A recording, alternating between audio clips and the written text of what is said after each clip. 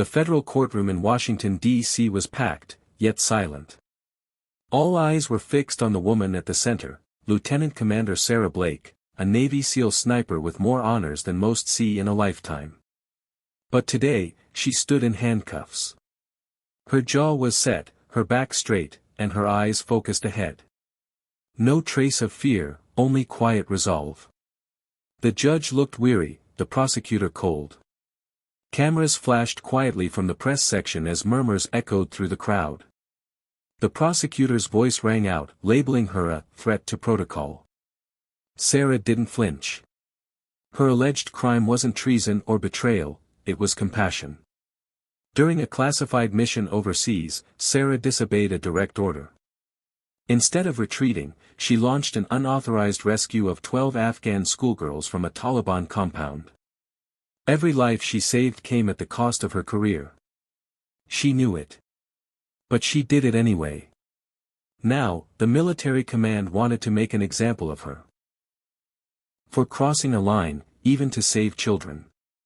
The courtroom held its breath as the judge prepared to rule. The weight of silence pressed down like a verdict itself. Then, suddenly, the courtroom doors creaked open. The sound was small, but it shattered the stillness. Heads turned.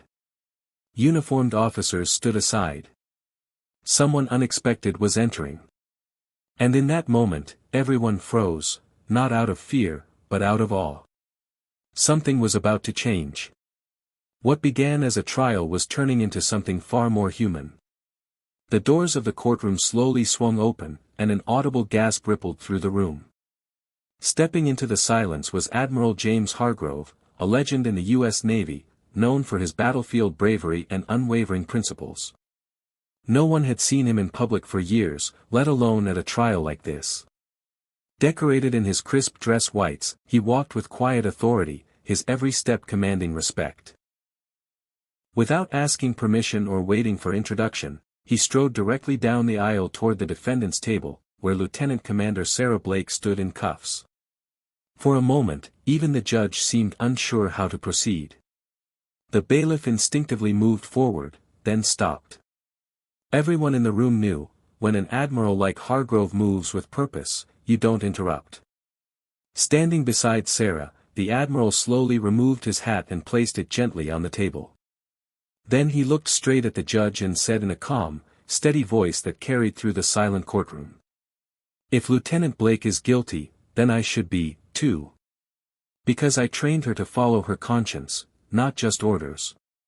The room fell into stunned silence. Even the prosecutor paused, speechless. This wasn't just a statement, it was a direct challenge from one of the Navy's most respected leaders. He wasn't there as a witness or a spectator. He was there to stand with Sarah, risking his own reputation to defend what she did. And in that moment, the trial shifted, from punishment to purpose. The judge, now visibly unsettled by Admiral Hargrove's bold declaration, motioned for the defense to proceed. The lights dimmed, and a screen lowered at the front of the courtroom. Everyone leaned in as classified helmet cam footage flickered to life. The video was raw and unfiltered. Through Sarah Blake's eyes, the courtroom was transported to the heart of a Taliban-occupied village. Gunfire crackled in the distance. Her breathing was steady, her voice calm yet urgent as she moved through the crumbling compound. I've got eyes on the hostages. 12. All underage. I'm going in, clearance or not. What followed was a blur of bravery. Sarah moved swiftly, covering the terrified girls with her own body, shouting orders to her team, refusing to leave anyone behind. She could have escaped alone. Instead, she stayed until the last child was safe.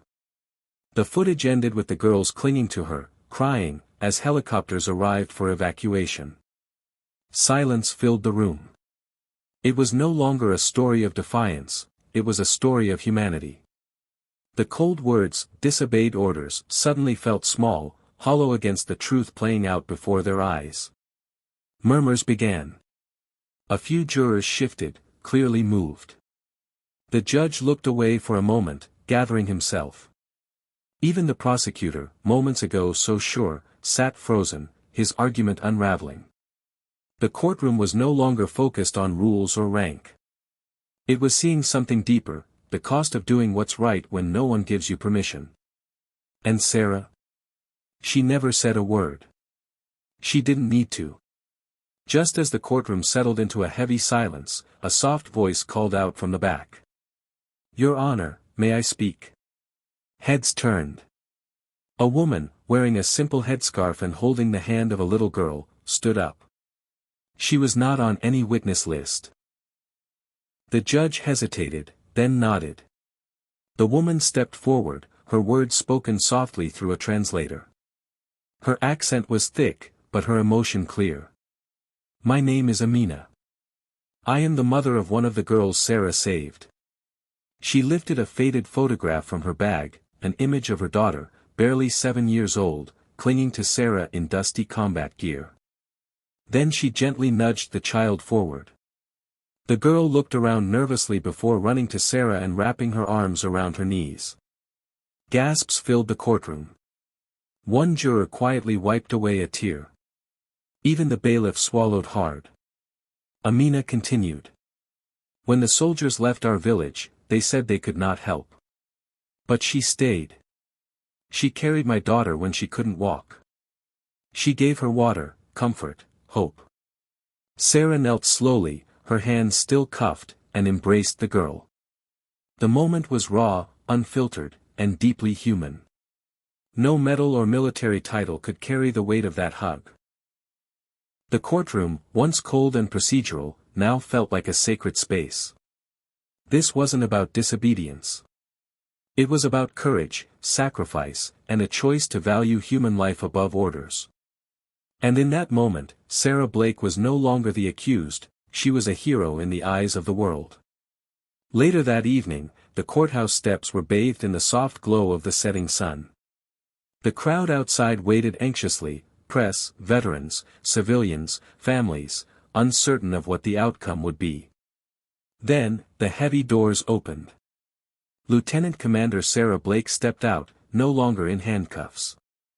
Beside her walked Admiral Hargrove, his expression calm but proud. There were no speeches from officials, no dramatic declarations, just the quiet dignity of a woman who had stood for something greater than herself, and walked free. The charges had been quietly dropped. No parade. No formal apology. Just the simple, unspoken acknowledgement that compassion had prevailed over cold policy. A reporter tried to ask a question, but Sarah raised her hand gently. She looked into the cameras, calm, steady. Saving lives shouldn't be controversial. It should be human. Her words hung in the air like a quiet anthem. Just then, the little Afghan girl appeared again, running through the crowd and slipping her small hand into Sarah's. No translator was needed this time.